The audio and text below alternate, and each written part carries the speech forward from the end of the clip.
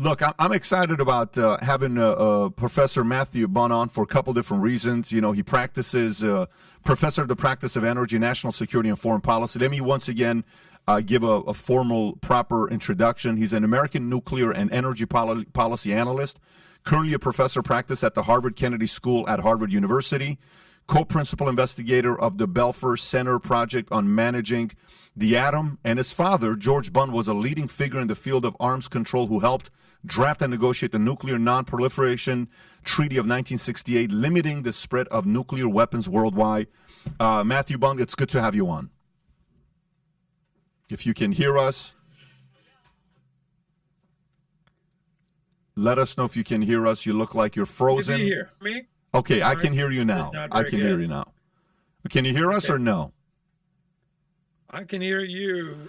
Let me know if you'd rather I turn off my video. That might help a little bit. You're actually fine now. Whatever you're doing now, it's fine. So it's good to have you on. We got an article that came in, and the team was talking about it, where somebody asked you a question: how likely is a Russian nuclear strike in Ukraine? And this was on October 2nd, 2022. An NPR article. Your answer was, we have a 77-year tradition. Some call it a taboo of a non-use of nuclear weapons. Russia is threatening that.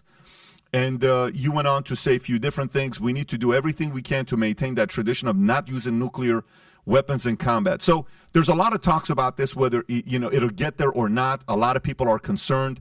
You're hearing words being thrown around of a World War III, and that's been trending on Twitter on a few different days. From your perspective of somebody that's been in this, your father's been in this has been your topic of discussion for your entire life.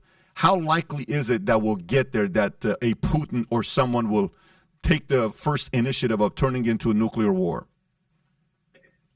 So I don't think we're going to get to a World War III where the United States and Russia are lobbing nuclear weapons at each other. They are both highly motivated not to do something that could lead to the end of both countries as functioning societies.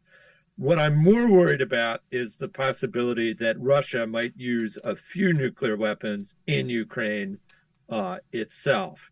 The United States has said that it would respond in ways that were catastrophic for Russia. What I'm hearing is not a nuclear response, but rather political, economic sanctions, but also conventional military responses in that event. But we would have to expect that Russia would then respond to that, and the situation could get quite dangerous. Nonetheless, I think it's very, very unlikely we'd ending up with anything remotely resembling what people think of as World War III. Got it. So World War III to you would be as if U.S. got involved. How likely is it if a Pearl Harbor type of a situation happens when Japan attacks us, and then a few years later, that happened under FDR, and a few years later under Truman, he decides to nuke them, and it's the only time this has happened, 2 times in the history of mankind where we've actually nuked a place.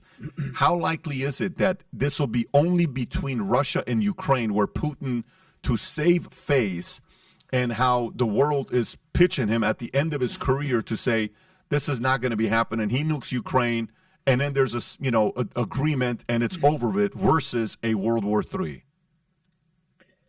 So I think there are a number of different ways it could play out, very few of which lead to World War III. The reality is Russia has thousands of nuclear weapons.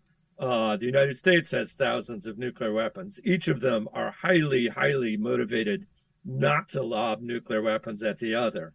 But in Ukraine, Putin can't afford to lose politically, and he is losing at the moment. And he has threatened that he would use all weapons at his disposal if the Ukrainians attacked areas that he considers now part of Russia, which the Ukrainians are highly motivated to do. Now, is that a bluff? Possibly.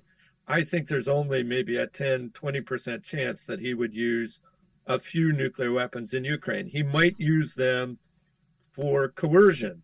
He might, use a few on a battlefield and then say, unless you agree to my terms, I'm going to start hitting cities next.